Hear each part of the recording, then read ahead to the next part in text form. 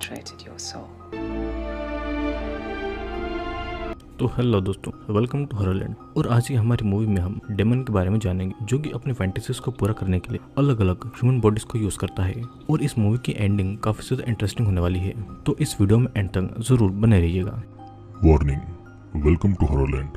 अगर आप पहली बार इस चैनल पर आए हैं तो चैनल को सब्सक्राइब करके जरूर जाना। इस मूवी की स्टार्टिंग में हमें एक लड़की दिखाई जाती है जो कि एक डिमोनोलॉजिस्ट होती है। वो द लॉस्ट डायमेंशन नामक शो की होस्ट भी थी। वो ये बताती है कि उसके शो में एक विजिटर आने वाला है, और वो विजिटर एक इंसान भी है, और हो सकता है या फिर वो कोई एलियन है, या फिर वो कोई एक स्पिरिट भी हो सकती है। और इसी के साथ में ये सीन यही प्रकट होता है। अगले सीन में हमें क्लेटन वॉकर को दिखाया जाता है, जो कि डेमोनोलॉजिस्ट के लिए ऑडिशन दे रहा था, क्योंकि उसका पास्ट बहुत ही ज्यादा खराब था। क्लिंटन का ऑडिशन कास्ट और डायरेक्टर को बहुत पसंद आता है, और वे उसको थोड़ी और मेहनत करने के लिए बोल देते हैं, क्योंकि इस रोल के लिए ज़्यादा डेडिकेशन चाहिए था। अब ऑडिशन देने के बाद में क्लिंटन रूम से बाहर निकलता है तो उसको डोनाल्ड मिलता है, जो कि क्लिंटन के साथ में ही एक्टिंग क्लास जाया करता था और बचपन से ही एक्टिंग लाइन में है, क्योंकि वो एज अ चाइल्ड एक्टर काम करता है, जिसकी वजह से उसकी अच्छी जान पहचान है और उसको ज़्यादा मेहनत नहीं करनी पड़ती है, जिस बात का उसको बहुत ही ज़्यादा घमंड भी था। अब क्लिंटन अपने घर पर आता है। वो अपनी आंट से कॉल पर बात करता है, जो कि उसकी मॉम को याद कर रही होती है, क्योंकि क्लिंटन की मॉम की बहुत टाइम पहले ही डेथ हो गई थी। आंटी से बात करने के बाद में वो भी अपनी मॉम को याद करके बहुत ज़्यादा दुखी हो जाता है, और वो अपनी मॉम का फेवरेट सॉन्ग गाने लगता है, और हम उसकी मॉम की फोटो को भी देखते हैं। अगले सीन में हम क्लिंटन को एक्टिंग क्लास में देखते हैं, जहाँ पर उसकी एक्टिंग टीचर भी डोनाल्ड की हेल्प मांगती है। तो यहाँ पर भी डोनाल्ड बहुत ज़्यादा पॉपुलर है। हमें पता चलता है कि क्लिंटन के एक्टिंग के सफर के साथ में उसकी पर्सनल लाइफ भी कुछ खास नहीं चल रही थी, क्योंकि उसके फादर उसके इस काम से खुश नहीं थे। वे उसे दूसरा काम ढूंढने के लिए फोर्स करते हैं, और यहाँ पर हम ये समझ सकते हैं कि क्लिंटन का स्ट्रगल कितना ज़्यादा है, और उसको उसकी मेहनत के हिसाब से रिजल्ट नहीं मिलता है। इसी बात से वो काफ़ी ज़्यादा फ्रस्ट्रेट भी रहा करता था। नेक्स्ट सीन में हम क्लिंटन को देखते हैं, जो कि अपने घर पर होता है, और तभी उसके पास एक कॉल आता है, जिसमें वो क्लिंटन से कहता है कि कास्ट एंड डायरेक्टर टीम को तुम्हारा ऑडिशन काफ़ी पसंद आया है, और मंडे को उसको फाइनल ऑडिशन के लिए बुलाया गया है। जिसे सुनकर क्लिंटन बहुत ही ज़्यादा खुश होता है, क्योंकि उसको अब अपनी सक्सेस नजर आने लगी थी। और तभी वो अपने कंप्यूटर पर ऑनलाइन डेमोनोलॉजिस्ट को सर्च करने लगता है, ताकि उसको पता चल सके कि असल में डेमोनोलॉजिस्ट कैसे बिहेव करते हैं और उनको क्या क्या करना पड़ता है। वो वहाँ पर एक एड भी छोड़ देता है, ताकि कोई उसे एड देखकर उसे कांटेक्ट करे। अब कुछ समय के बाद में एक लेडी का उसे कॉल आता है, और वो क्लिंटन को मिलने के लिए बुलाती है, और तभी क्लिंटन अपनी कार से उस लेडी से मिलने के लिए जाता है। ये लेडी एक सुनसान एरिया में रह रही थी, जहाँ पर उसके अलावा किसी और का घर नहीं था, और इस लेडी का नाम एलिशा होता है। और वो क्लिंटन को अंदर बुलाती है, और ये वही लेडी थी जिसे हमने मूवी की स्टार्टिंग में देखा था। क्लिंटन वहाँ पर लगी डेमन की पेंटिंग देखता है, तो एलिसा बताती है कि ये 15th सेंचुरी के वुड कार्विंग पर बेस्ड है, और वो अनेक फॉर्म और शेप में आते हैं। तभी क्लिंटन की नज़र एक अजीब सी पेंटिंग में पड़ती है, और एलिसा बताती है कि ये गैल्विनो डेमन ऑफ डिजायर है। एलिसा अब क्लिंटन को टी लाकर देती है, जिस पर वो कुछ मंत्र पढ़ देती है, और वो दोनों बात करने लगते हैं। तो एलिसा क्लिंटन से उसके करियर के बारे में पूछने लगती है। तभी वो बताता है कि वो 15 साल से स्ट्रगल कर रहा है, और फिर वो क्लिंटन से उसकी फैमिली के बारे में पूछती है।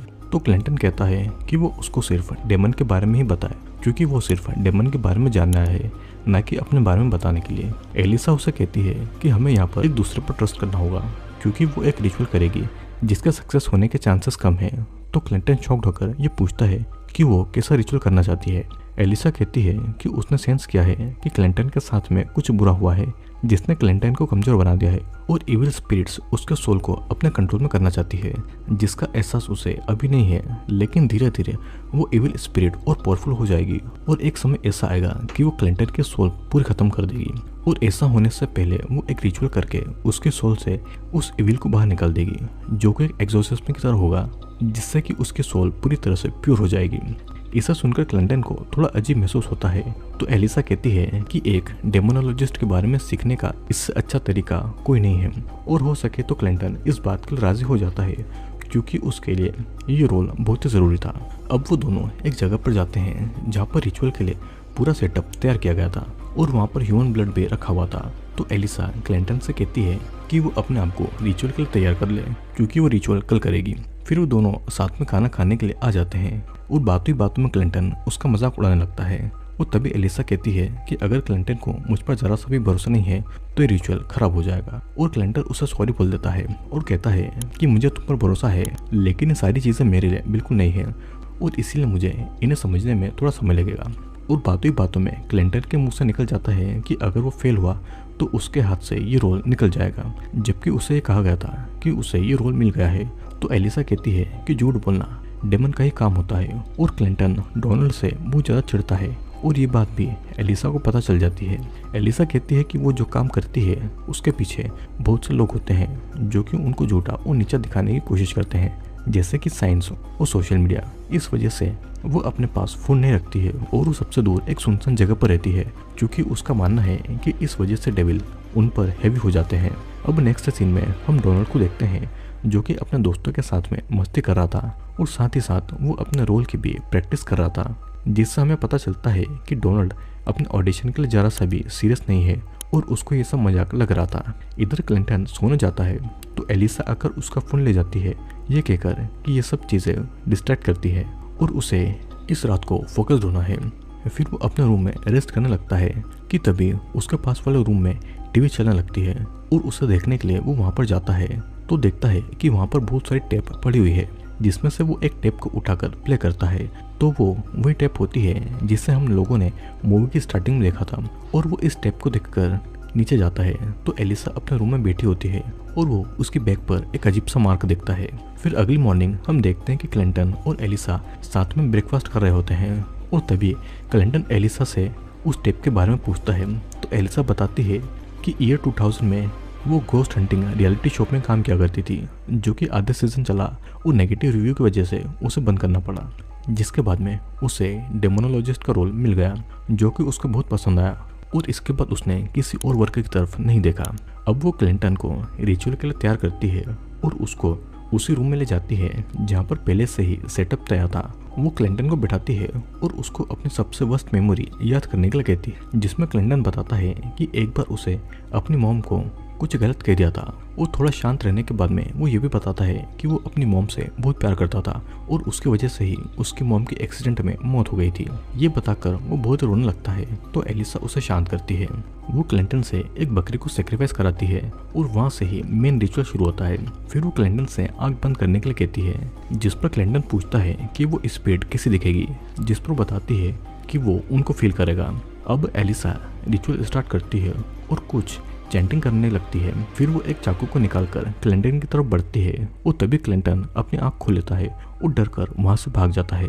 क्लिंटन अपने रूम में आता है और अपना सामान पैक करने लगता है कि तभी एलिसा उसको समझाती है, लेकिन क्लिंटन कहता है कि तुम मुझको मारने वाली थी और मुझे कोई भी स्पिरिट फील नहीं हो रही थी।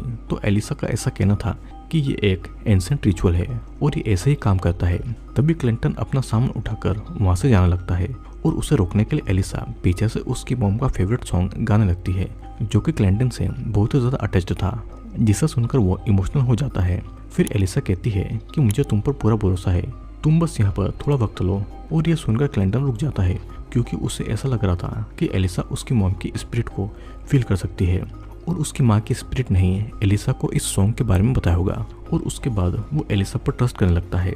फिर वो दोनों साथ बैठकर बात करते हैं, जहाँ पर एलिसा क्लिंटन से पूछती है कि तुम्हें यहाँ पर क्या चाहिए, जिसमें क्लिंटन कहता है कि उसको डोनाल्ड की मौत चाहिए और वो भी बहुत ही खतरनाक तरीके से। ये सुनकर एलिसा उसको हक करती है और उसे अपनी बातों में फंसा लेती है। तभी क्लिंटन को अपनी मॉम की आवाज़ सुनाई देती है, जिसे सुनकर वो घबरा जाता है। तो एलिसा बताती है कि कुछ समय पहले क्लिंटन की मॉम भी यहाँ पर आई थी और उसे सुनकर क्लिंटन कुछ समझ नहीं पाता है, जिसके बाद में वो वहाँ से जाने लगता है। लेकिन वो वहाँ का डोर नहीं खोल पाता है क्योंकि उस डोर पर किसी प्रकार का रिचुअल किया गया था और उस वजह से वो डोर नहीं खुलता है। वो ज़्यादा एफर्ट लगाने की वजह से क्लिंटन का हाथ जल जाता है।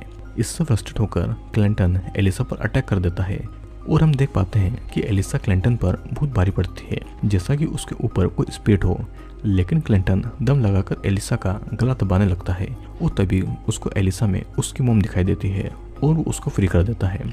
अब वो उसके साथ में एक रिचुअल को परफॉर्म करने के लिए जाती है और क्लिंटन को आगे बढ़ा देती है। यहाँ पर एलिसा के इरादे बिल्कुल भी सही नहीं लग रहे थे और वो बकरी के ब्लड को उसके ऊपर डालने लगती है। यहाँ पर क्लिंटन कुछ भी मूवमेंट नहीं कर पाता है क्योंकि एलिसा ने उसको जो टी पीने के लिए दी थी उससे उसकी बॉडी पूरी तरीके से पैरालाइज्ड हो चुकी थी। अब सीन कट होता है और अगले सीन में हम क्लिंटन को बेड पर न्यूड देखते हैं और उसके पास में एलिसा होती है जो कि उसको तैयार कर रही थी। फिर एलिसा उसके ऊपर फ्यूल डालती है और वो उसको आग लगाने वाली थी, लेकिन तब भी क्लिंटन जैसे तैसे करके उस रूम से बाहर आ जाता है, पर एलिसा उसके सामने खड़ी थी। और यहाँ पर हमें इस मूवी का एक बहुत ही बड़ा सीक्रेट पता चलता है। स्टार्टिंग में क्लिंटन ने जिस डेमन के बारे में पूछा था ये वही डेमन था, गैल्विनो डेमन, जो कि एलिसा की बॉडी के अंदर था और वो अपने फैंटेसीज को पूरा करने के लिए क्लिंटन के साथ में इंटीमेट होने लगती है और साथ ही साथ वो खुद को भी आग लगा देती है।